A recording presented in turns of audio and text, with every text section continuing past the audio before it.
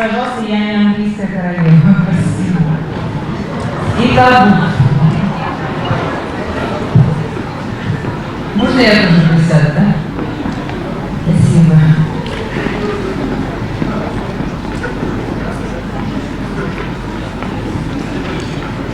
Добрый день, спасибо большое, что пригласили меня в этот университет. Я здесь никогда не была, сейчас мы коротко прошли по зданию. Красиво, конечно, потрясать вид такой, и как здорово, что застекленное это все, и возложили цветы мы сейчас к памятнику ваших погибших преподавателей, студентов. Это, конечно, чудовищная, не заживающая боль. Я прекрасно вас понимаю. Как вы знаете, у нас в России сейчас тоже непростые времена, тоже льется кровь, и гибнут парни, молодые, не молодые. В общем, мы поговорим, наверное, сегодня о многом, собственно, обо всем, о чем вы захотите. А я хотела вам просто сказать большое спасибо за то, что пригласили. Извиниться, что пришлось в выходной день, по-другому не получалось. Ну, надеюсь, мы этот ранний вечер выходного дня проведем с вами с интересом. Я, наверное, на этом свои короткие вступительные слова буду завершать, сказав еще, что я очень люблю приезжать в Абхазию, часто здесь бываю. Ну, не бывает такого года, чтобы я как минимум 2 раза не приехала в Абхазию. По многим-многим причинам. Во-первых, потому что это самая красивая земля из всех, которую я видела в своей жизни, а я объездила полмира. И с точки зрения того, как одарила природа все страны, ну, кроме, конечно, моей одной страны России, мы ее, как любой человек, отделяет свою собственную родину, все другие страны, где я была, с точки зрения того, как дышится, как ходится, что видно, чем можно любоваться, мне Абхазия нравится больше всех. И плюс это во многом мои родные края, потому что мои предки отсюда, я еще успела в детстве бывать дома у своей прабабушки, которая всю жизнь прожила в Пицунде, собирать муравишню, собирать мулу, а потом уже ближе к зиме ваши знаменитые мандарины, которые тоже у нее росли, курму, фейхуа, это все воспоминания моего детства. Потом уже приходилось приезжать, к сожалению, больше в командировки, потому что здесь происходили разные вещи. Я освещала, когда гелайцы сошли в Кадровское ущелье. Я вот только сегодня рассказывала ребятам, мы все вместе ехали, мой муж, моя свекровь, еще коллеги наши. Когда мы ехали сейчас от границы, я говорю, представляете, когда зашли гелайцы в Кадровское ущелье, меня сразу направили туда, как репортер, я тогда репортером работала. И я была поражена, что вдоль всей этой дороги, по которой мы сейчас едем, стоят мужчины, одетые, кто в камуфляж, не в форме военной, да, то есть понятно, у кого что дома было, кто в спортивном костюме, кто в тренировочном. Рядом жены, видно, что наспех что-то им собирают, какие-то узелки с собой, какую-то еду, что-то, я не знаю, подушку, одеяло, провожают их. И едут автобусы, останавливаются, их собирают, и все эти люди были добровольцы. Ополченцы, добровольцы, то есть те, кто, только узнав, только услышав о том, что опять есть угроза их родине, хотя даже гилаевцы, собственно, Абхазии как бы не угрожали, то есть они же требовали от Абхазии, чтобы она пропустила их в Россию, к нам в Сочи. И я лично, и я уверена, что наш народ всегда будем вам благодарны, что вы этих террористов к нам не пропустили. И вот эти люди, ополченцы, которые ехали снова проливать кровь,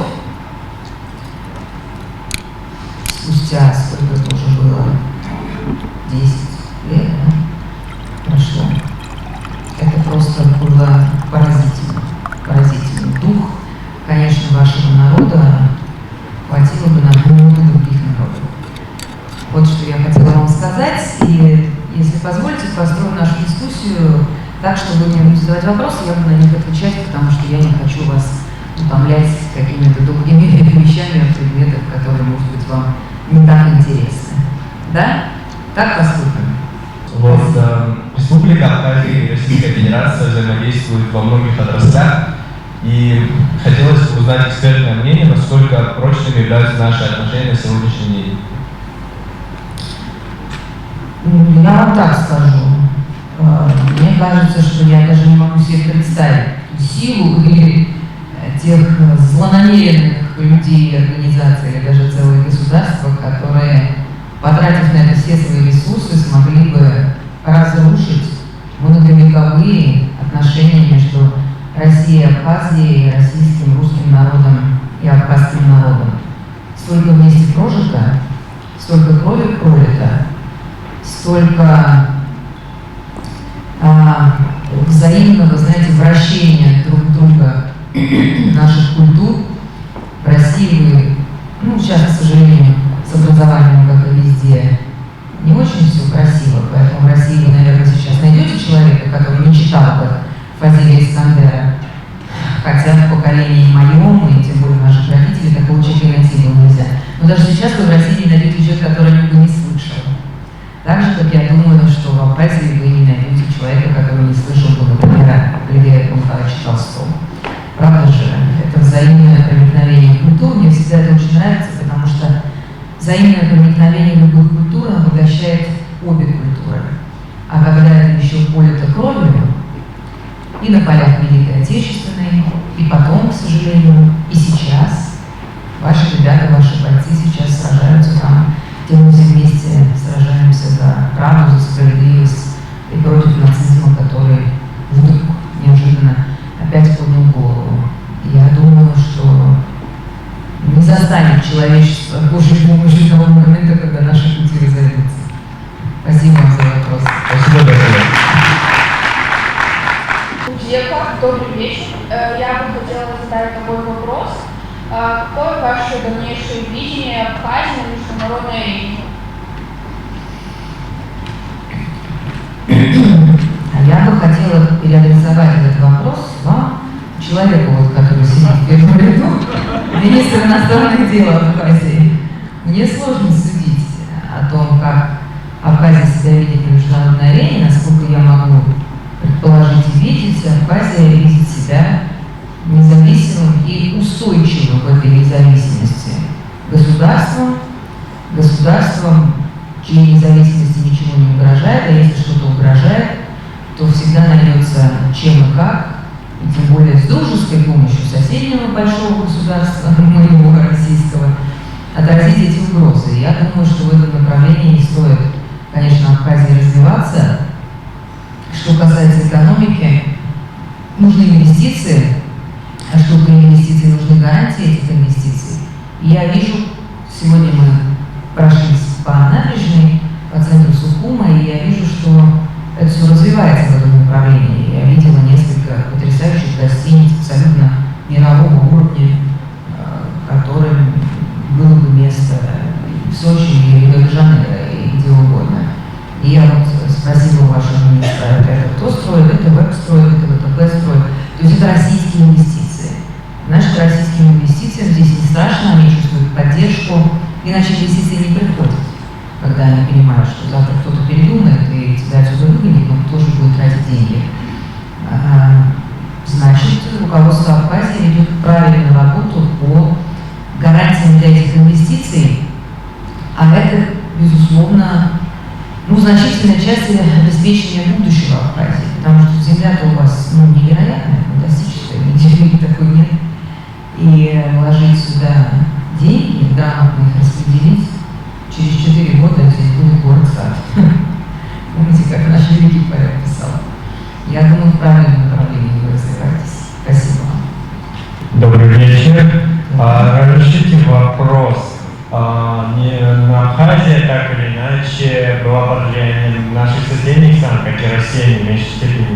Это Армения и Грузия. Конечно, есть и Азербайджан, но давайте мы сейчас возьмем вот эти две христианские и весьма древние страны. Как вы смотрите на отношения России ввиду весьма сложных отношений, в особенности с Арменией и чуть-чуть потеклящих с Грузией? Как вы считаете, во что они выльются в будущем? Потому что и Абхазия так или иначе привязана к тому, как будут развиваться отношения между двумя странами. При нынешней власти в Армении ничего хорошего в отношениях между Россией и Арменией я не вижу. Я предвижу только ухудшение этих отношений. Я говорила об этом с самого начала. Садитесь, пожалуйста, не думаю, что я сижу, вы стоите. Спасибо большое. Я говорила об этом с самого начала, с 2018 года, когда Пашинян пришел к власти.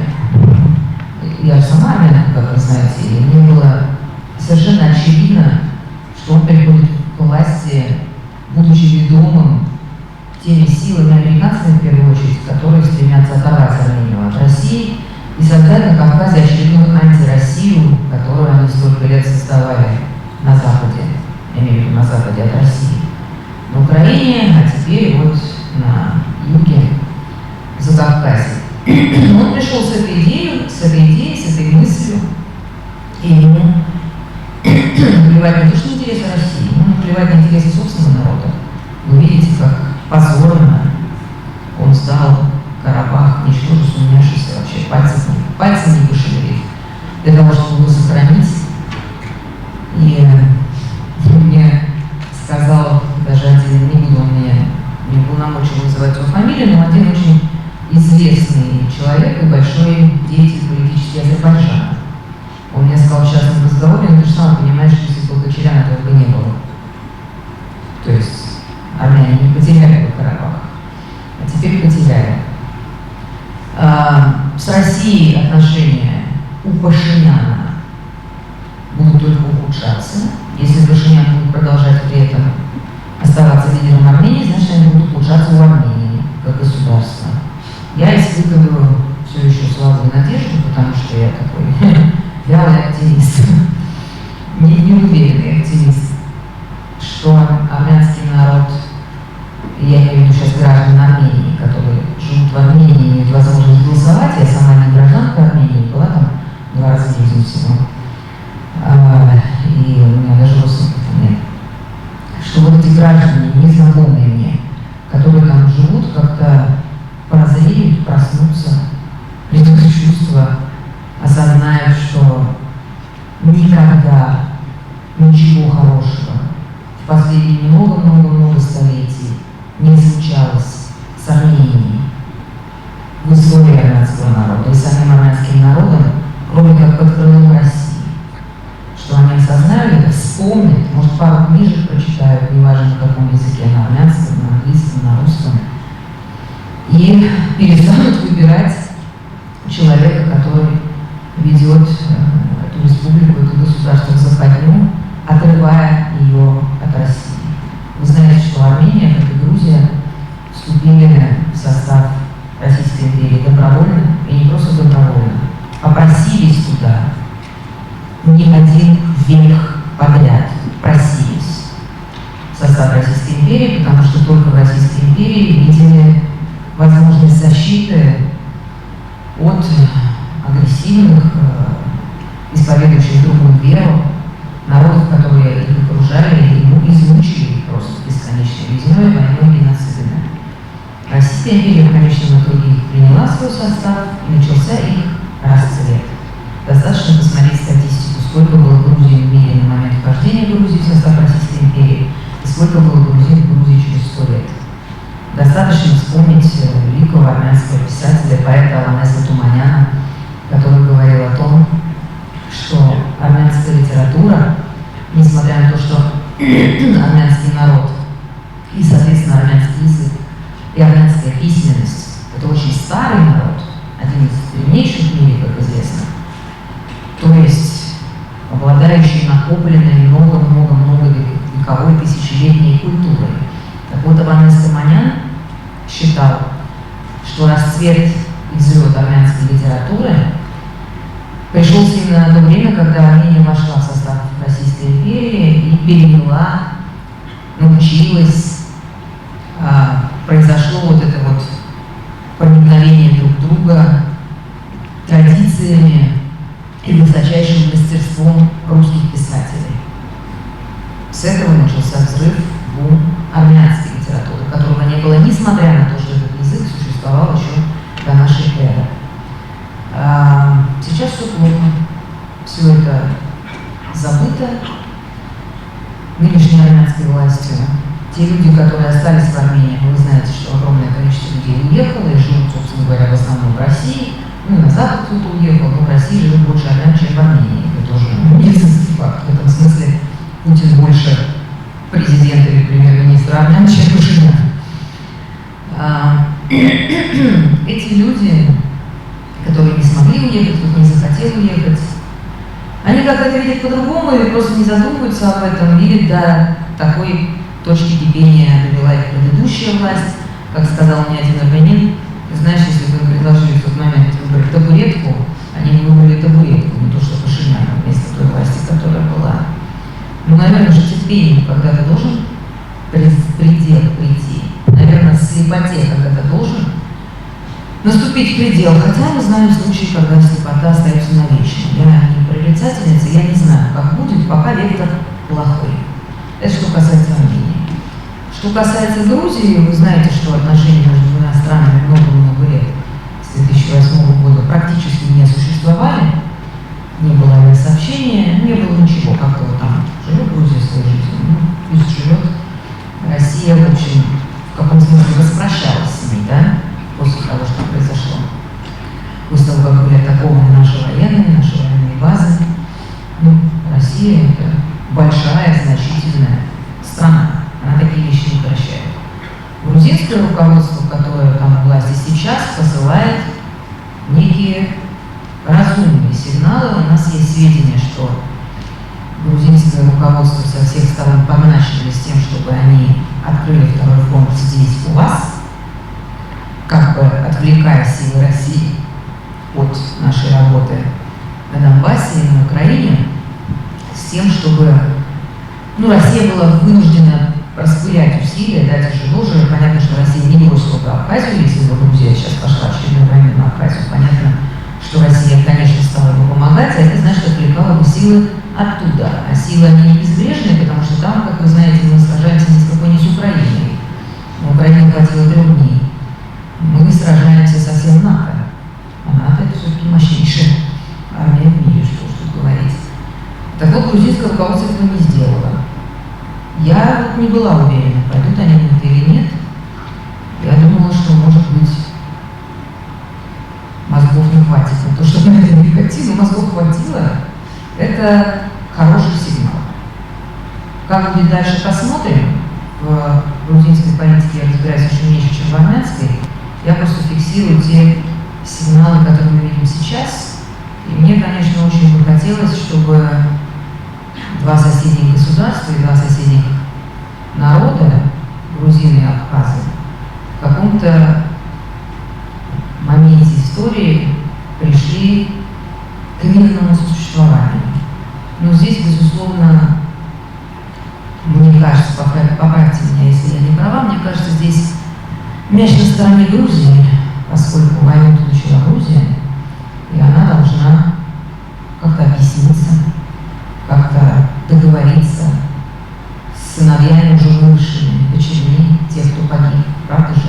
Найти какие-то слова, совершить какие-то поступки. После любой войны рано или поздно наступает международный мир. Он всегда так. Но когда он наступит и наступит ли, это зависит от того народа, чьей инициативой был этот мир, существовавший на лошади. Мне кажется, это должно произойти вот так. А Россия, я уверена, будет счастлива быть посредником в этих миротворческих усилиях, если они когда-нибудь случатся. Спасибо. Меня зовут Милана Сыгова, руководитель пресс-службы «Медиа Абхазии». Спасибо, что приехали. Спасибо вам, что позвали. Мне очень интересно, каковы результаты инфовойны и как работает спутник и Russia Today в этом контексте? Как вы в целом оцениваете работу в этом направлении? Спасибо. Спасибо вам большое. Вы знаете, что у вас в Абхазии работает спутник. Как вы его оцениваете? Нормально работает? Хорошо? Слава Богу. Вот примерно так он работает и по всему миру. Вы знаете, что в западном мире нам полностью вырубили возможность прямой работы, как мы работали раньше. Но мы нашли партизанские тропы. Не могу, конечно, рассказывать, какие именно, потому что прикроют и их. Они за нами гоняются, а мы от них убегаем. Они закроют одну лавочку, мы открываем другую лавочку. В общем, в результате вот этого такой беготни, знаете, как мультики Том и Джерри, реальность заключается в том, что наша аудитория в измеримых показателях, цифрах, просмотров, тех проектов, которые сейчас выходят не под нашим брендом, в итоге выше, чем она была, когда мы выходили под своим брендом. Это, конечно, поразительно. Я считаю, что ребята наши, которые этим занимаются, совершили в каком смысле профессиональный подвиг. Мы не были к этому готовы. Мы, знаете, не учились на разведчиков, мы не носим погоны, мы журналисты и работаем всегда прямо. Теперь нам приходится работать подпольно, и получается даже лучше, чем это было прямо. Плюс к этому мы колоссально усилили и расширили нашу работу на другой мир, на тот мир, который нас не закрывал. Мы просто рванули вот этот год в Африке, в Азии, даже в закрытом Китае, и на Weibo, и на других площадках. И это очень заметно, если вы посмотрите опросы, результаты опросов, как меняется отношение к СВО, поддержки Украины в разных странах. Оно меняется прям критически, очень заметно. Я, конечно, не возьму на себя смелость утверждать, что это результат только нашей работы, но поверьте, и нашей в том числе. Спасибо сотрудникам «Спутника» здесь, по всему миру, и сотрудникам АТИ, которые каждый день совершают этот поистине профессиональный подвиг. Спасибо за вопрос. Мужчина. И хотел бы задать вам два вопроса, косвенно связанных друг с другом. Глядя в недавнее прошлое Украины, есть ли что-то, на ваш взгляд, что Россия не смогла сделать или не успела сделать для того, чтобы предотвратить ту ситуацию, которая произошла сейчас, та сложная ситуация, в которой проходит специальная военная операция? И второй вопрос, рано или поздно это закончится, надеемся, победным образом. И как вы видите будущее российско-западных отношений после окончания СВО? Спасибо за вопрос. Что касается того, что Россия сделала не так или могла бы сделать по-другому, где тут начать? Для начала не надо было отдавать Крым. Я имею в виду даже не 91 год, а еще Хрущев. Для начала не надо было выпускать десятки тысяч бандеровцев из тюрем, что тоже случилось при Хрущеве. Кто учится на историческом факультете, наверное, это знает. Не надо было отказываться от Крыма в 91-м, когда лидеры Украины обалдели, что Ельцин его отдал. Вот просто они были в шоке. Потому что серьезно, что ли? Там можно просто забрать и идти, вот так, да? Да, целый Крым, политый кровью миллионов русских людей на многих этапах, начиная там с Азовского похода Петра, и завоевание Екатерины, и Крымская война чудовищная в XIX веке, из-за которой Николай I, по сути, умер, не выдержав позора, и специально схлопотал себе, выйдя перед войсками, будучи простывшим в легком каком-то мундирщике, вопреки советам врача, специально схлопотал себе господин Лежев, антибиотиков тогда не было, чтобы просто умереть, потому что понимал, что он Крым теряет. И потом невероятными усилиями нашего великого канцлера, министра иностранных дел Горчакова, возвращение этого Крыма. Ну и потом, понятно, все, что творилось во время гражданской войны, этот Тени, Толкай. И потом еще контрольный в голову, что называется, Великая Отечественная, сколько полегло там людей. Мой дед, мой родной дед, царственное детство, он родился и вырос в Крыму. И, собственно говоря, в Крыму же, а где еще, защищал свою родину, Советский Союз от фашистов, которые оккупировали Крым. Моя бабушка, тогда маленькой девочкой, жила в оккупации, кормила всю семью, будучи 9-летним ребенком. Мужчины уже были на фронте, мать была беременная, еще был младший ребенок маленький. В общем, это трагические истории, в том числе истории моей собственной семьи. И как можно это просто взять и подарить, до какой степени это значит не ощущать ценность русской земли, русской речи, русского мира. Поразительно, просто удивительно. Этого нельзя было делать всегда. Я помню, как я приезжала в Крым еще молодым репортером в конце 90-х, в начале 2000-х, и как эти несчастные люди по ночам перечеркивали знаки, дорожные указатели, на которых уже по-украински все было написано, и они просто там линками, какими-то там углями, я не знаю, что перерисовывали каждую ночь обратно. Их ловили, наказывали, они не хотели быть никогда с Украиной. Крым — это русская земля. Украина обращалась с ними, сами знаете, как обращалась. И что касается новейшей истории, я не знаю, что именно было сделано не так. Ну, наверняка же что-то было. Потому что судить же нужно по последствиям. Последствия таковы, что Западу удалось превратить Украину, значительную ее часть, в антироссию. Украине удалось безнаказанно бомбить русские города, Донецк, Луганск, еще в 2014 году, разбомбить детский пляж Зубрейси, бомбить нашу Горловку, наши шахтерские семьи. Удалось же ей это? Было же ей это позволено? И мы же тоже это позволили. Можно ли было это предотвратить и как, я не знаю. Но мне бы очень хотелось, чтобы этого не было, чтобы это было не так. Поэтому я вам скажу, когда наступил этот день, да, 24 февраля, мы узнали об этом, как все ночью, 4, сколько это было, 5 утра я не спала, я вообще сова, потому что у меня совсем не спалось, и я, знаете, уже так, ну, как у всех перед сном листаешь там ленты какие-нибудь, чтобы себя усыпить, да. Я листаю ленту новостей, и тут на тебе, я разбудила, конечно, сразу Тиграна, но я вам скажу, что мы сказали, ну, наконец-то. Вот наша реакция была, ну, наконец-то. Понимаете? Мы этого ждали, мы уже устали этого ждать. Мы же ездили туда, нам было стыдно перед этими людьми.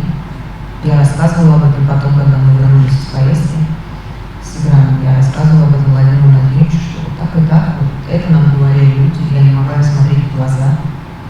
Когда я сказала там со сцены: «Россия, матушка, забери Донбасс домой», дома в России, это вызвало очень однозначную реакцию, в том числе очень высокопоставленные люди публично, ну, как бы сделали мне замечание, что вот, дескать, Маргарита Симонян не имела права так говорить, потому что это ее частное мнение, она не представляет государство, что правда. Я, собственно, на сцене так и сказала, что я выражаю свое мнение как гражданка и как журналиста. Я даже не депутат Госдумы, не чиновник, не представляю здесь ничего, кроме самой себя. Ну, а получилось так, как получилось. Надо теперь довести это до победного конца, ни в какой другой конец я, конечно, не верю. Вопрос объема этой победы. Понимаете, когда меня спрашивают, а где наши победы? Я говорю, ну, спросили бы Сталина в июне 41-го, где его победа, он бы сказал, что победой будет выгнать фашистских захватчиков советской земли. Ну и вообще разные рассматривались тогда, как об этом говорят историки, вариации. И мог ли он тогда подумать, что победа будет в том, что мы возьмем Берлин и будем делить его и другие страны с остальным миром? Наверное, нет. Ну, я бы хотела, чтобы в этом смысле получилось по-сталински, конечно, чем наоборот. Спасибо большое. Вот сзади мужчина в синем. Как вы относитесь к расширению НАТО за счет Швеции и Финляндии, страны, которые долгие годы сохраняли нейтралитет, и как вы считаете, как этот факт повлияет на взаимоотношения России с этими странами? Спасибо.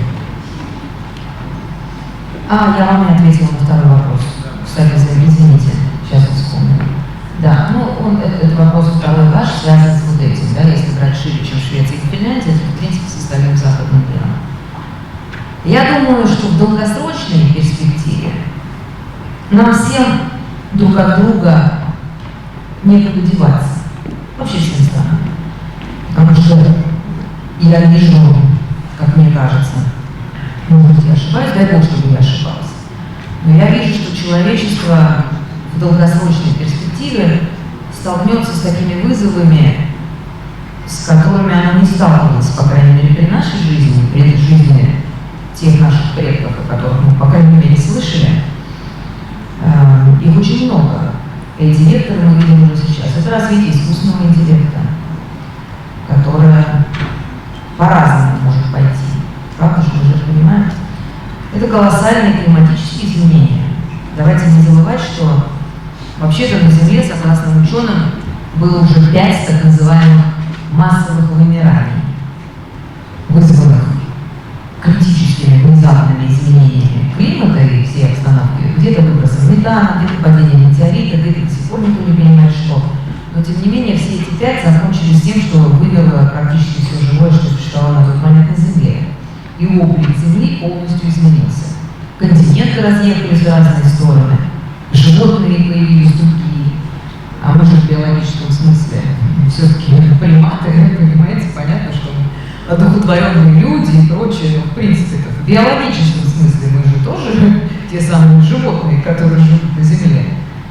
И если это случилось уже 5 раз, то может случиться и 6-й раз. И мне кажется, государство будет уже не до между собойчиков таких, понимаете, не до этих терок. Если ты где-то в круизе на условном Титанике куда-то плывешь, ты можешь поссориться с людьми в соседней каюте, или с другого этажа, или с официантом, или даже с капитаном корабля. Вот со всеми вы разругались, сделали друг другу пакости, как-то там плеснули друг другу лицо. А потом Титаник начинает тонуть, и как-то резко всем становится не до этого. Так вот, мне кажется, что эти угрозы будут нарастать, и в какой-то момент мы будем вынуждены стать единым человечеством, чтобы бороться с тем, что пытается уничтожить нас как вид, будь то искусственный интеллект или глобальное потепление, или другие угрозы, через которые, опять-таки, Земля уже проходила. То есть это не из области фантастики. Если что-то уже было, это обязательно случится еще раз.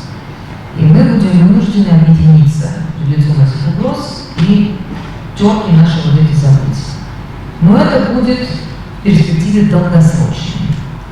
В краткосрочной и среднесрочной перспективе путь к налаживанию отношений я вижу только один. Если народам этих стран, западных стран, будет позволено действительно управлять своими странами, как положено в демократии. Потому что если вы посмотрите опросы, которые я уже упоминала, далеко не во всех странах, руководство которых поддерживает жесткую политику по отношению к России, народы этих стран поддерживают ее тоже. Далеко не во всех, я бы сказала, в меньшинстве. Соответственно, если бы, как это вообще-то положено в демократии, правители государств действовали от имени в интересах своих народов, выполняя чаяния своих народов, а не Вашингтонского обкома, то отношения были бы налажены уже.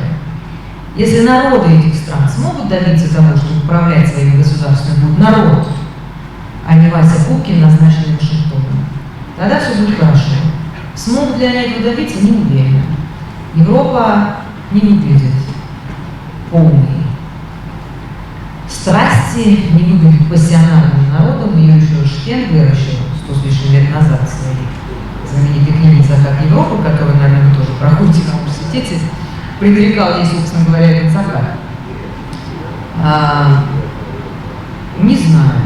Повезет, наши народы добьются, как они это делают в некоторых других странах, смотрите, Словакия, добьются истинной независимости, истинной возможности свои интересы защищать. Тогда у нас все будет в порядке, потому что народы в этих странах не хотят ссориться с Россией. А Россия уж тем более не хочет ни с кем ссориться. Наш президент недавно сказал, что мы даже представить себе не могли, что мы вернем Крым. Потому что если бы Украина не вела себя так, как она себя начала вести, мы бы не вернули Крым, мы не собирались его возвращать, если бы мы оставались в дружеских отношениях с Украиной. Ну как вы себе представляете, с чего? Дружеская страна, Россия не агрессивное государство, не собирается ничего захватывать. Если России ничего не угрожает, ну чего бы она полезла забирать Крым? Уже 15 лет прошло, как Крым был не наш, да? И как бы все с этим смирились, мы до последнего вообще поверить не могли, что действительно теперь он наш, что он вернулся. И так и было, чего было с нами ссориться и нам угрожать. Непонятное, самоубийственное какое-то поведение, назло кондуктору, куплю билет, пойду пешком. Но недооценивать реакцию России, как это сделали грузинские власти в 2008, никогда не стоит. Это загадка моей жизни, я не знаю, может и вашей жизни. Вот они о чем думают. Когда они начали бомбить наши военные базы, убивать наших военных. Они как себе это представляли? Что сделает Россия? Скажут, ай-яй-яй, потребует экстренного заседания Совбеза ООН, чего? Выступит с немедленным осуждением чего-то там еще? Нет, Россия встанет, как медведь, лапой жахнет. И насколько далеко она жахнет, тоже зависит от того, насколько ее раздразнить. Забывать об этом нельзя. Но где сейчас вот Саакашвили? Он в больнице, что, по-моему, лежит уже несколько лет, насколько я знаю. Никому не нужны. Ни России, которая вообще не помнит, кто это и что это. Ни Западу, который бросает всех своих полезных идиотов, как только они перестают быть полезными идиотами, то они все равно остаются. Ни даже собственному народу, для которых он просто сейчас некое пугало, уже абсолютно очевидно психически нездоровый, физически нездоровый человек, и все только ждут, когда он, наверное, уже скоро помрет. Я никому этого не желаю, дай ему всем здоровья. Ну, в общем, другого исхода для него пока не видно. Он, видимо, из этой больницы уже не видит. И о чем он, спрашивается, думал? Ну, Швеция и Финляндия решили вступить в НАТО. Ну, окей, это не первые наши соседи, которые в НАТО. Мы и так окружены странами, которые в НАТО. Вот тут где море? С той стороны. Вот через море, пожалуйста, сторона НАТО. Нехорошо это, да. Что это значит? Я не думаю, что это так много чего-то значит. Понимаете, та же Турция, она, как мы видим, далеко не всегда идет в русле решений НАТО. Идет совершенно независимую политику, в том числе военную. По той же Армении мы это видим, по Карабаху. Сегодня в НАТО, завтра не в НАТО. А даже если в НАТО, это тоже ни о чем не говорит. Тут речь о другом. Тут речь о том, начнут ли когда-нибудь лидеры этих стран работать в интересах своих народов или нет. Подождем. Спасибо. Спасибо. Какая у вас позиция касаемо войны Палестины и Израиля? Какую сторону вы лично принимаете, поддерживаете? Я говорила об этом в эфирах, писала в своих соцсетях, еще раз повторю. Те зверства, которые устроил Хамас в тот день, 7 октября, в Израиле, никак не оправдывают, ни одну секунду не оправдывают те кратно превосходящие зверства, которые после этого Израиль устроил в секторе Газа. Это не укладывается в голове, что в современном мире, в 21 веке, народ, пострадавший от Холокоста, народ, помнящий доктора Менгеля и концлагеря, и все ужасы и жестокости, которые действительно были совершены по отношению к этому народу в фашистской Германии, и вообще многовековые гонения во многих странах мира, что этот народ сделали так, что операции кесарево сечения в больнице в Газе будут проводить без наркоза, что детям будут ампутировать ноги без наркоза, что они будут шарашить больницы, дома, многоэтажки, абсолютно неприцельно. Они всегда гордились. Мы уничтожаем только дома боевиков, и мы предупреждаем всех за 2 часа, что вот у них было время, кому надо покинуть помещение. Но, как выяснилось, это все чушь собачья. Это просто ковровые бомбардировки. Это животная ненависть, которая сквозит даже в публичных заявлениях их лидеров.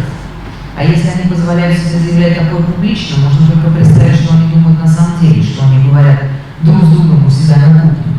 Это животная ненависть, на которой вообще-то основывается идеология нацизма. На чем основывается идеология нацизма? На животной ненависти к другому народу.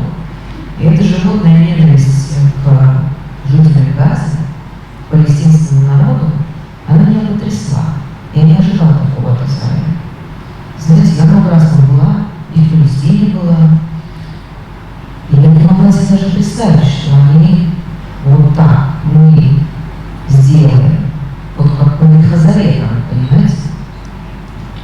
Мы все вот так сделаем, и всех уничтожим, Потому что мы можем. Но никто нам ничего не сделает и не скажет.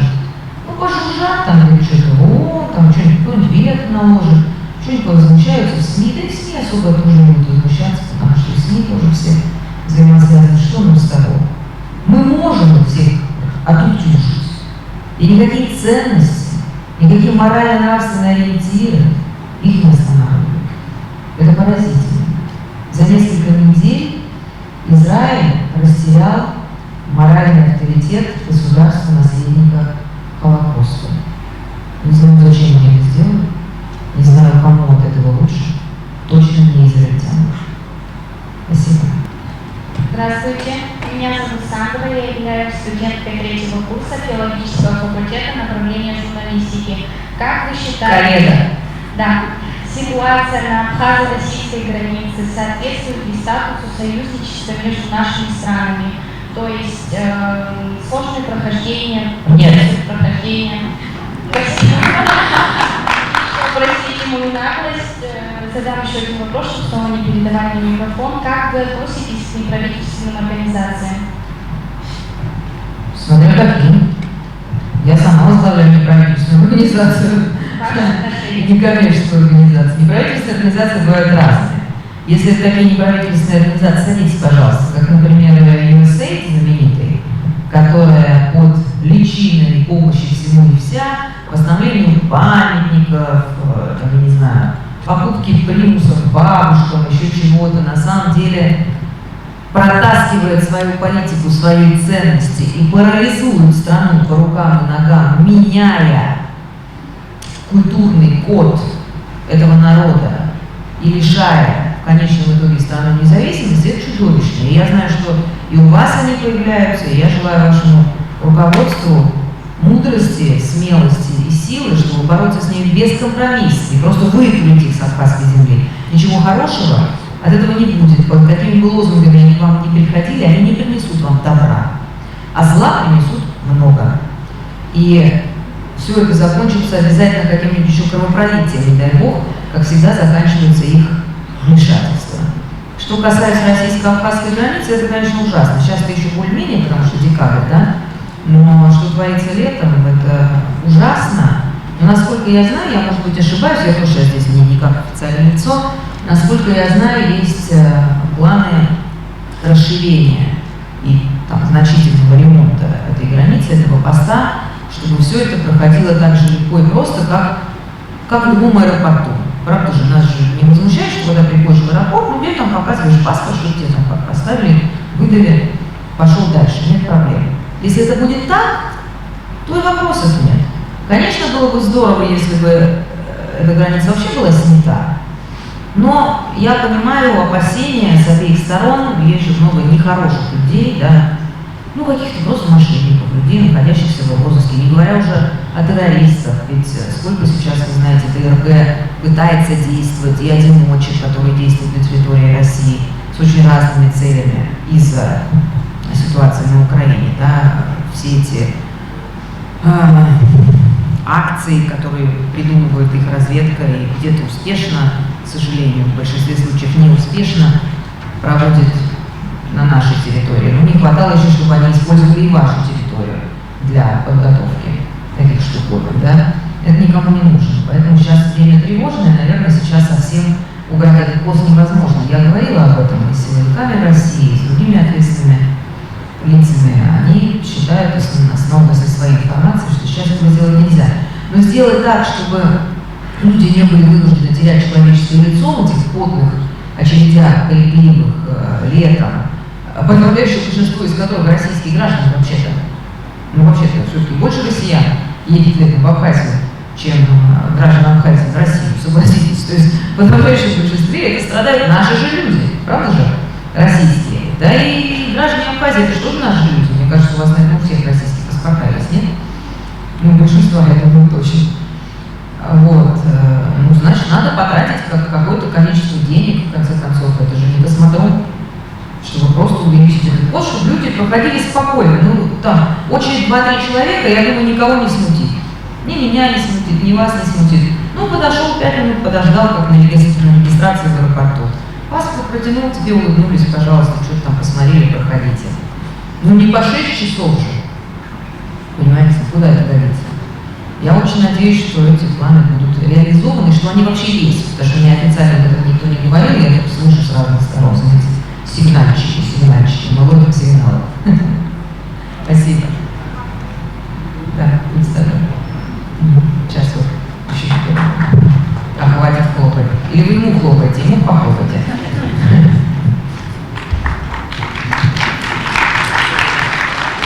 Ничего себе вам хлопаю, как вас зовут? Вы кто? Меня зовут Демур Джинджоли, я Тогда понятно. исторического факультета, второй курс. У меня такой вопрос. Скажите, пожалуйста, какие перспективы есть у Абхазии при вхождении в союзное государство России и Беларуси? И какие гарантии сохранения независимости Абхазии в этом союзе? Спасибо. Гарантии сохранения вашей независимости, вы сами с вашей независимостью, вы знаете, очень тяжело бороться, даже если бы кто-то захотел. В России вот пытались, что-то как-то ничего не вышло. Зачем бы это понадобилось России, я не знаю, в России и без этого много дел. Я думаю, я знаю, что все, что нужно России, это определенный уровень защиты инвестиций, о чем мы уже говорили. России совершенно не нужен еще один кусочек земли, даже такой лакомый. Но, конечно, России при этом не нужно, мне кажется, предпосылок таких нет, чтобы где-то у нее границы вырастала какая-нибудь антироссия, но это же не абхазский случай. А что нужно, чтобы это было дружественное государство, в которое можно принести деньги, чтобы зарабатывали на этом все, и в первую очередь сама Абхазия, чтобы строились красивые гостиницы, хорошие рестораны, инфраструктура, дороги, и всем от этого будет только хорошо. Перспективы союзного государства я вообще не вижу никаких причин, почему нет. А что не так? Независимость вашу мы признали давно, то есть с точки зрения того мира, в котором живем мы независимое государство, не имеющее к Грузии никакого отношения, и если вы желаете вступить в некий союз, то почему бы этого не сделать? Вот про девушки я обещала, а потом отдам. Малая Виктория, официальный представитель Абхазии, выпускница прекрасного Абхазского государственного университета. Дорогая Маргарита, еще раз поприветствую вас, добро пожаловать. Вы у нас всегда желаны. Вы не гость, вы наш прекрасный друг. Очень рада, что вы к нам приехали. У нас взяли сегодня прозвучало столько много нужных, таких тяжеловесных вопросов. И хотелось бы тоже задать два вопроса, если позволите. Один вопрос такой, буквально недавно ушел из жизни Киссинджер. Это такая, можно его полноправно назвать целой эпохой международных отношений и международных отношений. Как вы относитесь к его личности, к его деятельности? И второй такой вопрос, наверное, это больше такой вопрос женщины к женщине. Каково это быть женщиной, чье имя знают не только в России, но и далеко за ее пределами, практически во всех странах мира? Не является ли это таким немножечко бременем для вас, то есть такой прекрасный труд, как женщина, носить имя Маргариты Симонян, которую знают везде? Немножечко не бывает ли вам сложно? Спасибо большое за вопрос. Что касается Киссинджера, я, конечно, отношусь к нему с большим уважением. Дай Бог каждому прожить такую жизнь, знаете, умереть в 100 лет, просто поразительно. К сожалению, многие разумные вещи, которые он говорил, не все слушали, или все не слушали, а если бы слушали, то этим слушающим, тем, кто их окружает, было бы гораздо лучше. Ну, всегда так, нет пророка в родном Отечестве. Что касается известности, ну, я вам скажу, как есть, что какие вещи. Утомительно. У меня это, выбирает сколько время.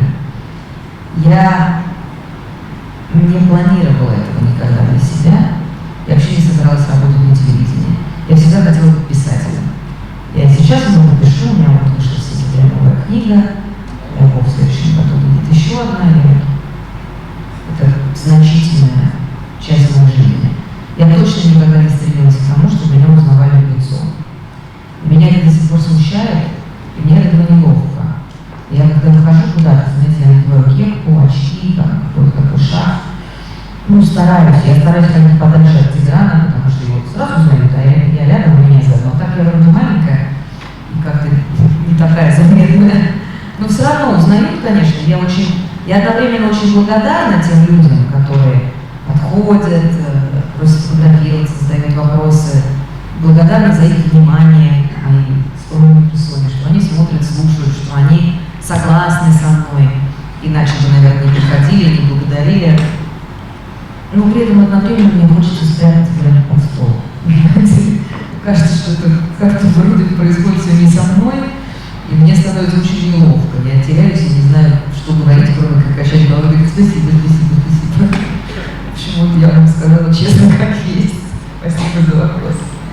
Как вы думаете, у меня есть такой вопрос, как вы думаете, российская политика остановится на Новороссии или дальше? Спасибо за такой вопрос с подковыркой. Ну, во-первых, я надеюсь, что конец света нас в тоннеле не ждет, а ждет нас свет в конце тоннеля. Я очень на это рассчитываю, хотя нельзя исключать и первый вариант, знаете, с теми угрозами, о которых я упомянула. Что касается Новороссии, вот я скажу так же, как я говорила за год до начала СВО, когда вот меня пожурили за это, когда я сказала: Россия, мать, что забери Донбасс домой. И мне все сказали: ну что, Минские соглашения, о чем ты говоришь, нет таких планов, т-т-т-т-т. Я сказала: ну ладно, очень жаль, если нет, буду очень рада, если есть. Вот это мой ответ на ваш вопрос. Очень жаль, если у нас нет планов дальше в Новороссии, буду очень рада, если есть. Я вообще считаю, что мы должны забрать, вернуть себе все те территории, где нам рады. А таких территорий очень много. И в Харькове огромное количество людей, которые нас ждут. И в Одессе огромное количество людей, где нас ждут. Да и в Киеве, не поверите, несмотря на многодесятилетнюю промывку мозгов, достаточно людей, где нас ждут. И я была бы рада, если бы у нас хватило сил поставить точку там, где будет восстановлена не только историческая справедливость в плане развития этих территорий, их принадлежности в течение длинных столетий истории, а в плане выполнения чаяний тех людей, кто не подверглись этой промывке мозгов, кто были достаточно стойкими и неисправимо русскими. И представляете, какой праздник будет в их душах, если Россия к ним вернется и вернет их. И я была бы счастлива разделить этот праздник вместе с ними. Мне кажется, что при моей жизни другой радости, если не брать совершенно частные вещи, да, дождаться, пока сын женится, пока дочка замуж выйдет, они еще маленькие, я не скоро только дождусь. Если говорить, убрать в сторону частную жизнь, это была бы самая главная гордость и самое главное ликование в моей жизни. Я помню, как мы, стоя в слезах, когда нас собрал Владимир Владимирович после того, как мы присоединили Крым и вернули Крым, что мы чувствовали? Вот я помню, бабочки в животе, вот как говорят, да, когда любовь, это не сравнится с тем ликованием, гимном и песней День Победы в груди, которая гремела в эти дни моей груди. Я надеюсь, что мы этого дождемся. Спасибо вам за такой сложный и одновременно простой вопрос. Спасибо. Мы очень рады, что вы к нам приехали. Спасибо. Вы сегодня не раз сказали о том, какая наша страна богатая, какая у нас красивая природа, так ли? И что у нас сейчас довольно много инвестиций в отрасль как раз рекреационных ресурсов, да? Но наша страна также богата и другими ресурсами. Просто, например, это... Оставьте их себе. Нет, я не к этому. Я к тому, что, к примеру, это огромное количество угля каменного. Я и говорю, да. оставьте их себе. Когда все это закончится во всем остальном мире, а это произойдет довольно скоро, вы будете просто рубить. Но планируется ли развитие всей этой истории? Надеюсь, нет. Ну зачем это вам? Ну, представляете, вот, шахты, вот это вот вся тяжелая промышленность. Или то, или другое. Гостиниц пятизвездочного уровня и морских курортов не бывает там, где на соседней улице добывается уголь. Это просто невозможно. И опять опять-таки, ну я, наверное, сейчас глупости говорю, я не экономист, я говорю как просто человек, живущий в разных городах. И опять-таки, учитывая те угрозы, о которых мы говорили, климатические, исчерпание ресурсов, мне кажется, если можно обойтись без этого, а я уверена, что со всем, что вам дал Боженька, вы можете без этого обойтись. Слушайте, мы едем десятки километров пляжей, пока до Сухуми дойдешь, замечательных пляжей, где можно разместить миллионы людей в сезон. И там нет на десятках многих километров ни одной гостиницы, никакой инфраструктуры, ничего.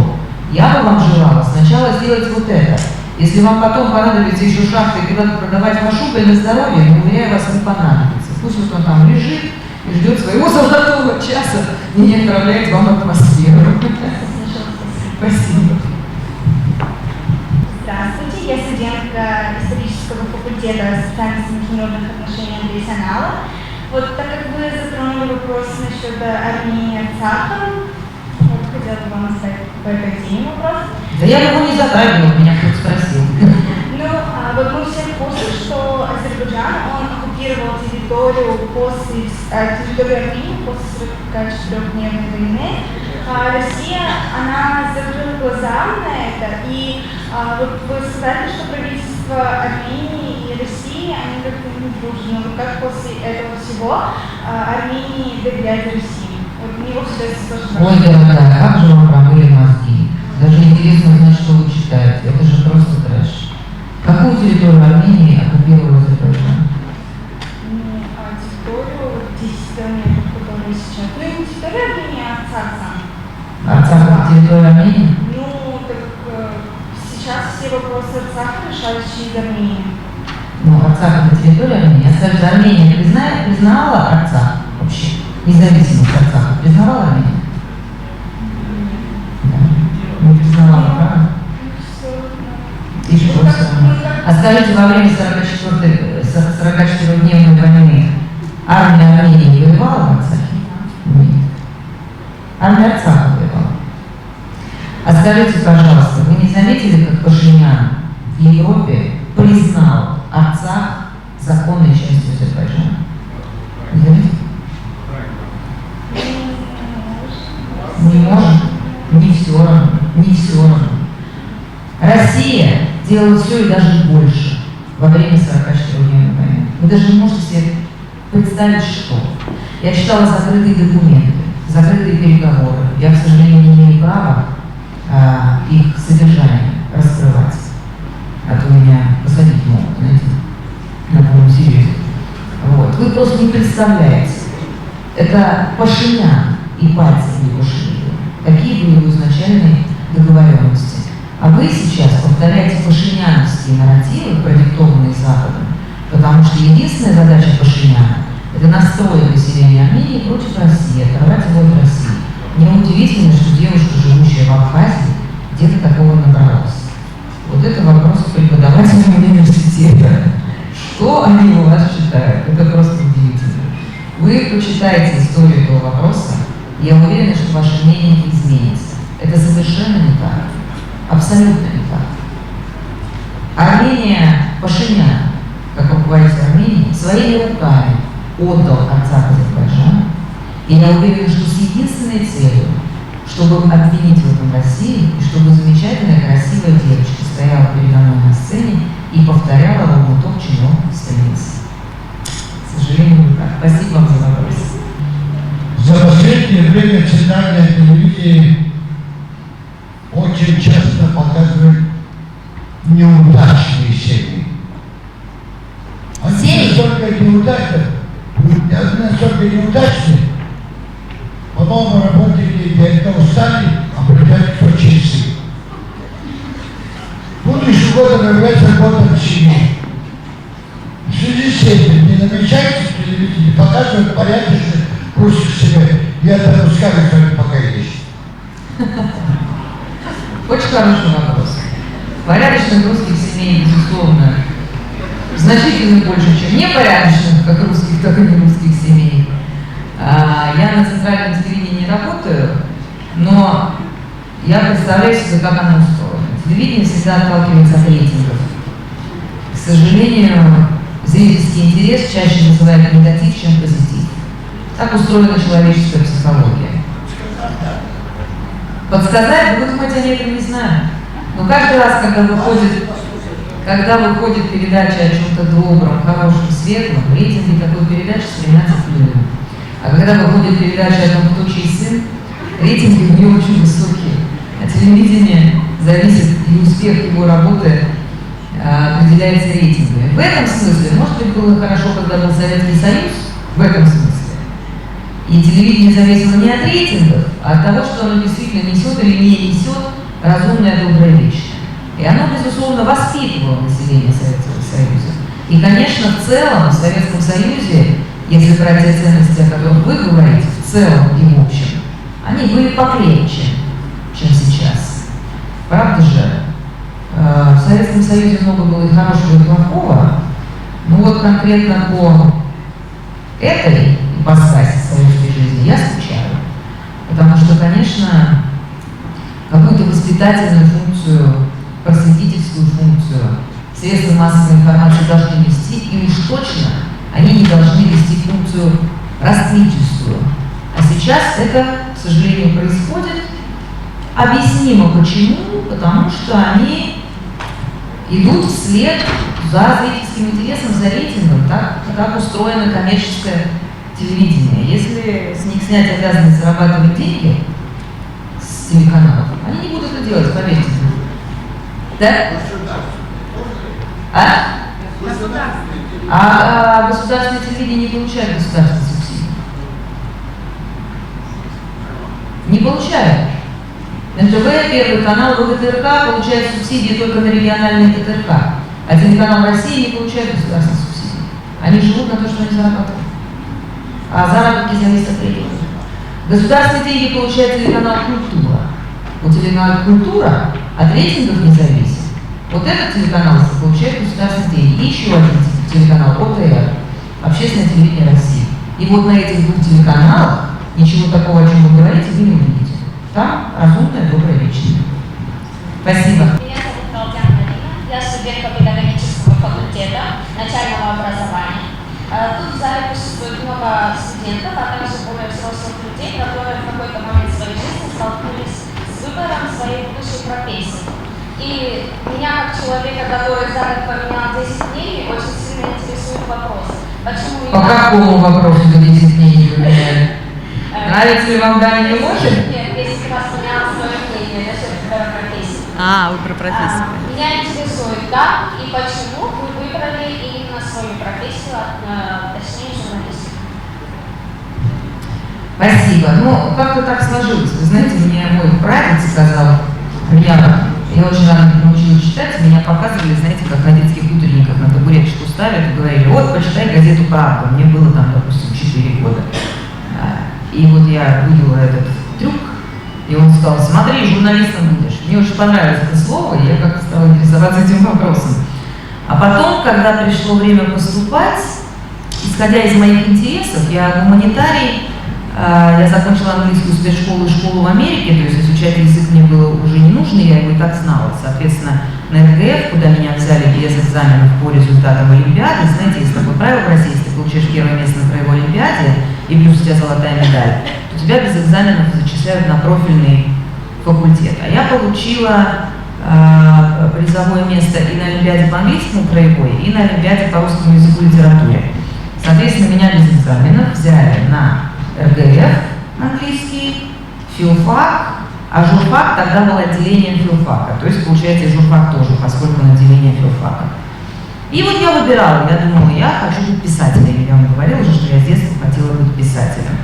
Значит, куда мне идти? Ну, филфак это что? Это просто читать книги, но книги я могу читать и дома, но для этого не нужно ходить в университет. А журфак это все-таки какая-то практическая наука, тем более я тогда уже подрабатывала в какой-то газете, там писала статьи о путешествиях по Краснодарскому краю еще в школе в 11 классе. И это мне показалось, что это связи, все-таки ты же общаешься с главными редакторами там, которые приходят, читают лекции, как-то тебе, наверное, будет легче потом устроиться на работу.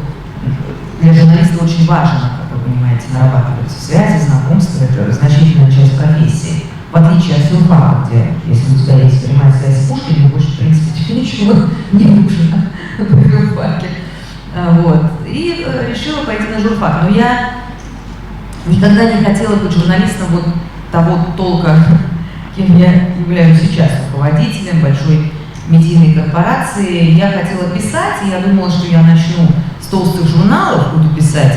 Ну, знаете, как вот тогда были модные журналы «Ом», такие вот, вы их не помните, это точно мое поколение не помнит.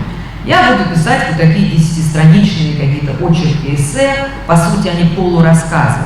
И потом уже перейду к рассказам, и дальше буду писать книги. Но жизнь сложилась по-другому, попала я на телевидение, в общем, и понеслось, что называется. Вот так. Спасибо. А вы определились в итоге, где вы, я вас не вижу? Ага. Педагогический. Замечательно. Чудесная профессия. Я вам желаю удачи. Вы ждете уже долго, да, извините. Добрый вечер. Я бы хотел спросить насчет социально-политических и экономических отношений. Поскольку страны различного рода, такие как Америка, или же кто-то чаще всего других состав НАТО, сможет ли санкционный список очень сильно повлиять на Российскую Федерацию, или же сможет Российская Федерация самостоятельно производить те продукты и блага, которые не могут им поставлять другие страны и государства? Слава тебе, Господи, уже. Если вы задали этот вопрос мне 2 года назад, в конце февраля, в марте, 2 года назад, мы, конечно, были все в чудовищном треморе, и я помню, что мы безумно переживали. Мы переживали не столько за исход СВО, потому что мы были уверены, что армия это справится, а вот за то, что будет с нашей экономикой, мы переживали очень. Я даже помню, что я вела в тот год, в первый год СВО, я вела питерский форум, пленарку с Владимиром Владимировичем. Мы сидели там, и такая еще был. И я притащила туда какой-то пакет сока, что ли, который стал, ну вот раньше были цветные пакеты сока, а тут эти пакеты стали белыми, потому что закончилась краска для этих пакетов. А со СВО прошло там всего несколько месяцев. И я прямо показала ему, говорю: Владимир Владимирович, ну смотрите, вот закончилась краска, у нас теперь пакеты сока белые. Завтра что у нас закончится? Памперсы, колготки, машины. Мы что, вернемся там в 87-й год, который я очень хорошо помню. Я была маленьким ребенком, но я помню год этого тотального дефицита в Советском Союзе, который во многом и привел к краху Советского Союза. Усталость людей от этого дефицита. Правда же? Кто постарше помнит, какая накопилась усталость. Я помню, как мама будила нас с сестрой в 4 утра, чтобы вставать в очередь за маслом, потому что масло давали там 1 пачку или 2 пачки в одни руки. Раз в месяц, например, его выбрасывали тогда. Ой, выбросили масло на прилавке. А если мы пришли втроем, соответственно, нам осталось бы 6 пачек. И я переживала не столько за товары и услуги, потому что, ну, в определенном возрасте уже начинаешь жить другими интересами. Я поняла, ну что? Ну, то есть я лично обойдусь. Вы знаете, есть у американцев такая фраза «been there, done that». Я там был, я это делал. Мне уже все равно, понимаете, я по миру попутешествовала, устриц наелась, трюфелей попробовала, вот, правда, вообще не интересует. Я переживала за стабильность очень сильно, за стабильность политическую внутри страны. Потому что я переживала, что, как это и случилось в Советском Союзе, люди очень быстро от этого устанут, от бесконечного дефицита. Тем более люди, уже успевшие почувствовать вкус к совершенно другому образу жизни, и это может привести к большой турбулентности и потрясениям внутри страны. И президент тогда мне на этой пленарке так ответил, что я сказала: ой, Маргарита, ты перестань, ну что ты говоришь? Да будет и краска, будут и соки, и памперсы, и колготки, я тебя умоляю. Все придет не через эту страну, так через третью, все сделают, все будет. И я еще тогда подумала, надо же, как он легко так к этому относится, а если нет? Ну, он, конечно, оказался прав. Уже через месяц мы об этом не вспоминали. Как-то все эти цепочки поставок, вот так или вот так. Это то же самое, что произошло с Rush Today, я вот только что рассказывала, когда нам все перекрыли, мы были в ужасе: ай, мама дорогая, что мы будем делать? Это же плоды там 15-летних, даже больше наших усилий, все у нас марку. А потом нашли какие-то тропки, и надо же, еще больше стало всего. И в итоге, я вот недавно в эфире рассказывала, что в итоге? В итоге мы покупаем китайские машины замечательные, значительно дешевле, чем 5 лет назад мы покупали немецкие. В итоге я покупаю поддельную одежду тех же брендов, к которым я привыкла, которая ничем не отличается от настоящих, то есть только стоит примерно в 50 раз дешевле. И кто кому сделал хуже. Это же назло кондуктору получается, да? И как вы видите, и в производстве вооружений нормально все, слава Богу, спасибо Боже, все нормально. Поэтому они ошиблись. И очень хорошо, что они ошиблись. Я не люблю тех, кто водил санкции. Спасибо. Кто-то здесь... Да. Какие у вас девушки все красивые. Как вы, парни, так живете? Скажите, на ваш взгляд, какие еще есть пути развития Абхазии, кроме туризма и сельского хозяйства?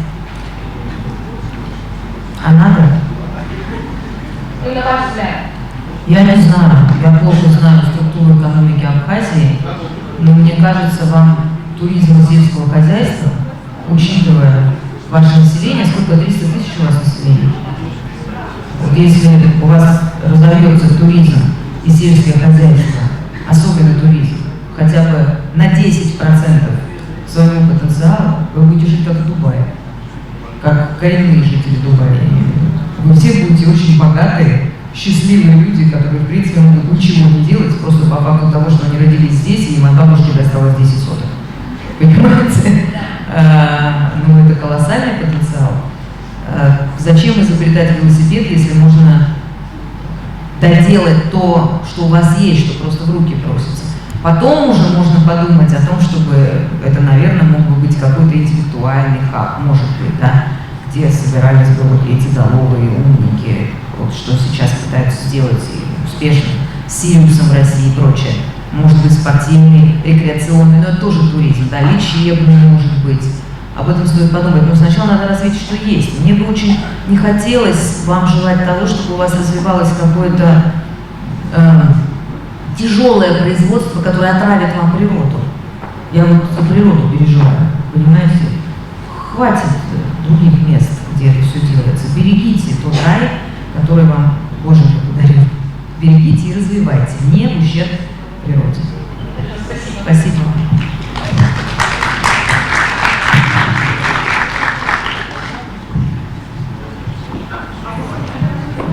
Завершающий вопрос. Добрый вечер, завершающий вопрос. Преподаватель кафедры прикладной математики Симона Добашян. Такой вопрос хочу задать. Мне кажется, ни к чему, чтобы раскрыть остановку. Скоро Новый год, впереди Новый год. Я хотел узнать, на 4 января, что вы приготовили? Вы имеете в виду на 4 января, вы имеете в виду день рождения Тиграна? Да, я смотрю пилораму и больше даже можно не желать. Как мужик, даже можно не желать.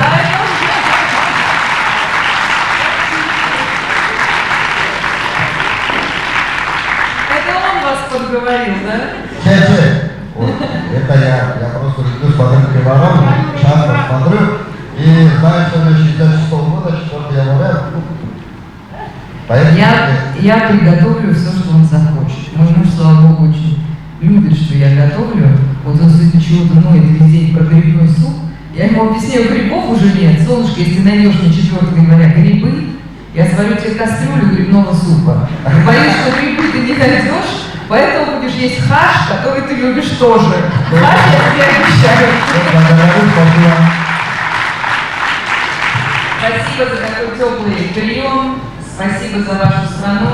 И хочу вам сказать фразу, которую с самого начала хотела вам сказать. Сара-пара, где Господь. И так же.